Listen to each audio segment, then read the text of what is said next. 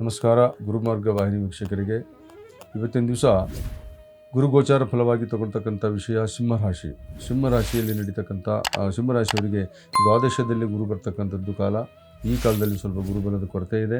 ಆದಷ್ಟು ಪರಿಶ್ರಮ ತುಂಬ ಆಗ್ತಾ ಇದೆ. ಹಣಕಾಸಿನ ವಿಷಯದಲ್ಲಿ ಪರಿಶ್ರಮ, ದಾಂಪತ್ಯದಲ್ಲಿ ಸ್ವಲ್ಪ ಒಂದು ಗೊಂದಲ ಮತ್ತು ಅಷ್ಟಮಕ್ಕೆ ಹೋಗ್ತಕ್ಕಂಥ ಏನು ಗುರು ದೃಷ್ಟಿ ಮುಖ್ಯವಾಗಿ ಸಪ್ತಮಕ್ಕೆ ಅಂದರೆ ಅಷ್ಟಮಕ್ಕೆ ಹೋಗ್ತಾ ಇದೆ, ಅಷ್ಟಮಕ್ಕೆ ಸಪ್ತಮಕ್ಕೆ ಬೀಳ್ತಾ ಇದೆ. ಇದರ ಅರ್ಥ ಏನು ಅಂದರೆ ನಿಮ್ಮ ದಾಂಪತ್ಯದಲ್ಲಿ ಸ್ವಲ್ಪ ಕೊರತೆಗಳು ಕಾಣತಕ್ಕಂಥ ಸೂಚನೆ ಇದೆ. ಪ್ರೇಮ ಭಂಗ ಯೋಗ ಅನ್ನುವಂಥದ್ದು ಇದೆ.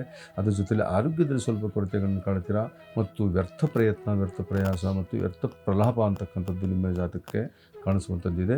ಮತ್ತು ಈ ಸಿಂಹರಾಶಿಯವರಿಗೆ ನೆಕ್ಸ್ಟು ಅಂದರೆ ಅಕ್ಟೋಬರ್ 31 ನಂತರ ಮತ್ತು ಜನ್ಮಕ್ಕೆ ಗುರು ಬರ್ತಾ ಇದ್ದಾನೆ. ದ್ವಾದಶದಿಂದ ಜನ್ಮಕ್ಕೆ ಬರೋದರಿಂದ ಸ್ವಲ್ಪ ಜನ್ಮದಲ್ಲಿ ಬಂದಾಗ ಸ್ವಲ್ಪ ಸಮಾಧಾನ ಕೊಡ್ತಾನೆ. ಆದರೂ ಕೂಡ ಜನ್ಮಕ್ಕೆ ಬಂದಂಥ ಗುರು ಅಷ್ಟೊಂದು ಪ್ರಬಲನಾಗಿಲ್ಲ.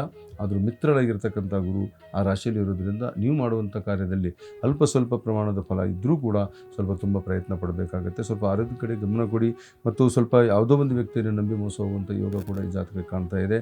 ಮತ್ತು ಅದರ ಜೊತೆಯಲ್ಲಿ ಸಂತಾನದಲ್ಲಿರ್ತಕ್ಕಂಥ ತೊಂದರೆಗಳು ಅಂತ ಹೇಳ್ಬೋದು.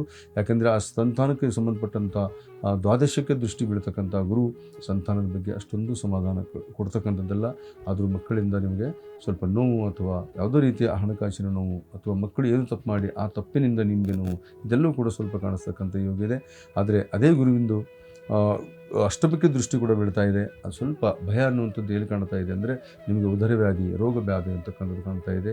ಅನಾವಶ್ಯಕವಾದಂಥ ಆಹಾರದ ಪದ್ಧತಿಗಳಿಂದ ಆಗಬಹುದು, ನಿಮ್ಮ ವ್ಯಾವಹಾರಿಕವಾದಂಥ ಅಂದರೆ ನಿಮ್ಮ ಒಡನಾಟನೇ ಸರಿ ಇಲ್ಲದೇ ಇರೋ ಕಾರಣದಿಂದಾಗಿ ನಿಮ್ಮ ಆರೋಗ್ಯದಲ್ಲಿ ಕೊರತೆಯನ್ನು ಕಾಣ್ತೀರಿ. ಯಾವುದೋ ಶಸ್ತ್ರಕ್ರಿಯೆ ಆಗುವಂಥ ಸೂಚನೆ ಕೂಡ ಕಾಣ್ತಾ ಇದೆ. ಯಾಕೆಂದರೆ ಶನಿ ಮೇಲೆ ಗುರು ದೃಷ್ಟಿ ಬೀಳ್ತಾ ಇದೆ. ಹೀಗಾಗಿ ಆ ಗುರು ದ್ವಾದಶದಲ್ಲಿ ಇರೋದರಿಂದ ವ್ಯಯವನ್ನು ಕೊಡ್ತಾನೆ, ಅನಾವಶ್ಯಕವಾದ ಧನ ವ್ಯಯವನ್ನು ಮಾಡಿಸ್ತಾನೆ ಅಂತ ಹೇಳ್ಬೋದು. ಆದರೆ ಮುಖ್ಯವಾಗಿ ಎರಡನೇ ಭಾವಕ್ಕೆ ವಿಶೇಷವಾದಂಥ ಎರಡನೇ ಭಾವಕ್ಕೆ ನೆಕ್ಸ್ಟ್ ಗುರು ದೃಷ್ಟಿ ಅಂತಕ್ಕಂಥದ್ದು ಬರೋದರಿಂದ ಏನಾಗುತ್ತೆ, ನಿಮ್ಮ ವಾಣಿ ಮಾತು ತುಂಬ ಚೆನ್ನಾಗಿಟ್ಕೋಬೇಕು, ಮಾತು ಚೆನ್ನಾಗಿಟ್ಕೋಬೇಕು. ನೀವು ಹೇಳುವಂಥ ಮಾತು ಕೂಡ ನಿಮಗೆ ಯೋಗ್ಯತೆಯನ್ನು ತಂದು ಕೊಡುತ್ತೆ ಅಂತ ಹೇಳ್ತಾ, ಈ ಸಿಂಹರಾಶಿಯವರು ಈ ವರ್ಷದಲ್ಲಿ ಗುರುಧ್ಯಾನವನ್ನು ಜೊತೆಗೆ ಒಂದು ಮಠ ಮಂದಿರ ಇತ್ಯಾದಿಗಳು ನಿಮ್ಮ ಕುಲಗುರುವನ್ನು ನೀವು ದರ್ಶನ ಮಾಡುವಂಥದ್ದು ಕೂಡ ನಿಮಗೆ ಅತಿ ಯೋಗ್ಯ ಅಂತ ಹೇಳ್ಬೋದು. ಹಾಗಾಗಿ ಈ ವರ್ಷ ಸ್ವಲ್ಪ ಗುರುಬಲದ ಕೊರತೆ ಇದೆ ಅಂತ ಹೇಳ್ತಾ ನಿಮ್ಮ ಈ ಸಿಂಹರಾಶಿಯ ಭವಿಷ್ಯವನ್ನು ಮುಗಿಸ್ತಾ ಇದ್ದೀನಿ. ನಮಸ್ಕಾರ.